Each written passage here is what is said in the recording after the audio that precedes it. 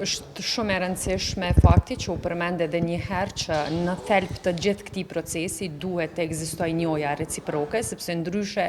nuk ka kuptim të vazhdohet një dialog me një shtet I cili nuk e njeh pavarësinë dhe sovranitetin e Republikës së Kosovës dhe si rezultat I kësaj pengon në vazhdimsi ecurinë tutje në kuadër të procesit, njëjtë siç ka bërë gjatë këtyre 5 viteve të fundit. Pra, për të pasur normalizim të raporteve në kuadër të dialogut Kosovë-Serbi, duhet të ketë qasje ndryshe nga ana e Serbisë, e cila përgjatë gjithë kohës, të paktën gjatë këtyre 5 viteve të fundit, është treguar dekonstruktive, penguese dhe ka bllokuar në vazhdimsi procesin, sepse s'ka qenë në interesin e saj që t'i përshtatet qoftë asaj çfarë ka derivuar prej marrëveshjeve ekzistente, qoftë asaj që do të mund kishte rrjedhë në kuadër të procesit të dialogut nëse I njëjti do të zhvillohej si I mirëqenë. Kështu që ne po shpresojmë shumë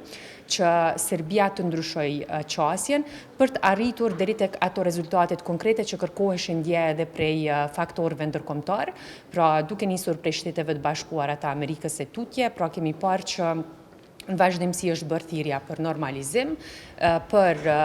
vazhdim të procesit të dialogut, por për të vazhduar procesi dialogut dhe për të ardhur deri tek një normalizim, pra duhet të ekzistojë një vullnet I tillë prej palëve, të cilat janë përfaqësuese në proces dhe në këtë rast pra po flas për Kosovën dhe Serbinë. Dhe nëse Serbia vazhdon ta ketë të njëjtën qasje, atëherë do të jetë problematike që nxjerrin rezultate konkrete në kuadër të procesit të dialogut dhe unë besoj që këtë sot e kanë kuptuar madje edhe palët e treta, në këtë rast faktori ndërkombëtar, prej SBA-s deri tek Bashkimi Evropian, dhe uroj që dhe ata të ndryshojnë qasjen e tyre në raport me veprimet që I bën Serbia në kuadër të procesit të dialogut dhe t'ja bëjnë të ditur që një qasje e tillë nuk mund të çojë deri tek arritja një rezultati konkret, t'i kërkohet të ndryshojnë në mënyrë që t'i rikthehemi procesit të dialogut dhe t'i shtyjmë proceset përpara. Kemi diskutuar pra për një raport të UNMIK-ut, I cili është prezantuar në Këshillin e Sigurimit, edhe Kosova ka pasur qëndrimin e saj nëpërmjet deklaratës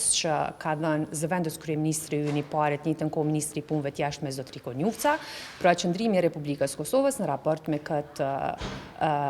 këtë raport të dorëzuar nga ana e UNMIK-ut është I qartë. Ne mendojmë që nuk janë paraqitur mjaftueshëm mirë disa elemente brenda këtij raporti dhe specifikisht kemi nxjerrë pra të dhënat tona sa I përket raportit ku përfshihet pjesa e Banjskës dhe mendojmë që do duhet të ishte më I saktë në veçanti në këtë pjesë sepse po flasim për një sulm terrorist I cili është kryer brenda territorit të Republikës Kosovës dhe madje këtu do duhet kishte precizitet shumë të madh të ofrimit të dhënave dhe unë besoj që këtu I kemi dhënë edhe qëndrimet e tona, por le të shohim çfarë do ndodh tutje, por megjithatë mendoj që shumë e rëndësishme që paraqitja jonë ishte ndoshta një paraqitje tepër e mirë, por dhe në anën tjetër është shumë e rëndësishme që edhe qëndrimet e shteteve të tjera, aleate me Republikën e Kosovës, ishin në favor të Kosovës dhe bënin thirrje që proceset cilat e ndihmojnë rrugtimin e Kosovës drejt Bashkimit Evropian të shtyhen përpara bashkërisht edhe mendimin e këtyre shteteve që në vazhdimsi e kanë ndihmuar ecurinë tonë si shtet.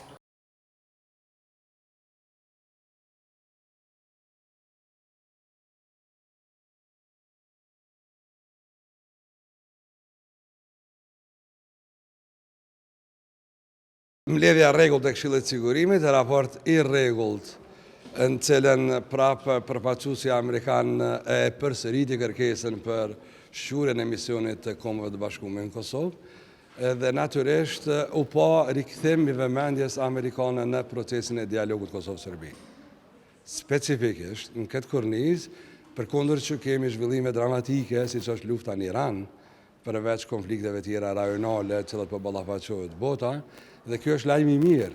sepse roli amerikan në procesin e dialogut është lehtësues dhe mandati I ndërmjetësimit është